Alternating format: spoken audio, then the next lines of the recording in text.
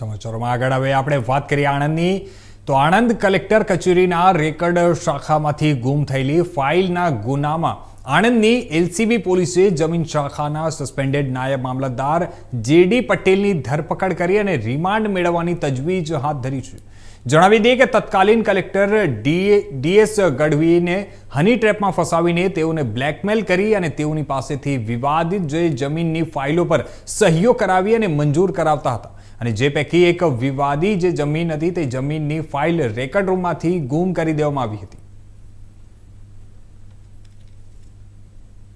આણંદ જિલ્લાના બોરસદના block survey number 571/2 તથા 568/1 વાળી જમીનો હિજરતી પ્રકારની એટલે કે નવી શરતની હોવા છતાં બિન ખેતી કરી સરકારશ્રીના પ્રીમિયમનું નુકસાન કરેલ હોવાનું જણાઈ આવતા તે સંબંધિત ફાઇલ કલેક્ટરશ્રીની કચેરીની રેકોર્ડ શાખામાંથી જાણી જોઈને ખોટી સહી કરી મેળવી લેવાનું જણાઈ આવતા ત્યાંની મુવમેન્ટ રજિસ્ટરમાંથી ખોટી સહી કરી અને ત્યારબાદ આ ફાઇલ રેકોર્ડ શાખામાં પરત કરેલ નથી તથા રેકોર્ડનો નાશ કરવામાં આવ્યો છે. જે બાબતની ફરિયાદ આ શાખાના નાયબ મામલતદારશ્રી દ્વારા 1 માર્ચ 2025 ના રોજ કરવામાં આવી.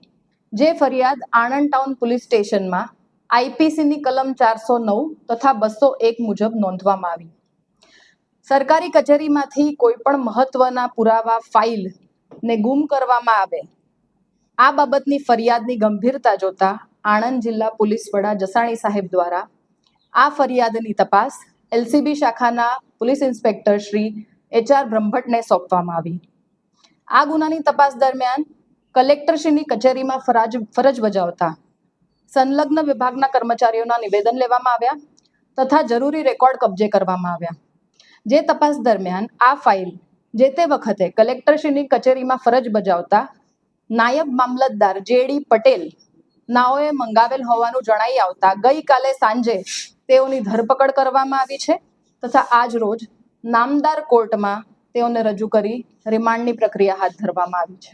બેના ફાઇલ ગુમ કરવાના પાછળ આમનો મોટો શું હતો? એ વિષય તપાસનો છે એટલે હમણાં એની તપાસ ચાલુ છે જેના માટે આપણે રિમાન્ડની પ્રક્રિયા કરી છે. આમના સીધી કલેક્ટર અને સાથે પણ આ બે ફાઇલ સંકળાયેલી છે. શું શું વિગતો એની ફાઇલ એમાં છે કેમ? આજ રોજ આપણને જે માહિતી મળવામાં આવી છે એ બિન ખેતી લાયક કરી જમીન અને એ બાબતની છે. આગળની તપાસ દરમિયાન વધુ વિગતો મળશે જેની આપને માહિતી કરવામાં આવશે. બીજા કોઈ ઇન્વોલ્વ છે આમના સિવાય, આ આરોપી સિવાય બીજા કોઈ ઇન્વોલ્વ છે? આજ રોજ આ એક આરોપી આપણને મળવામાં પાત્ર છે. હવે એમની જાણકારી એમની માહિતી મેળવીશું એટલે બીજાની પણ ઇન્વોલ્વ કેટલા છે, કેટલાનો હાથ છે, શું ઈરાદો છે બધું આપણને ખબર પડશે.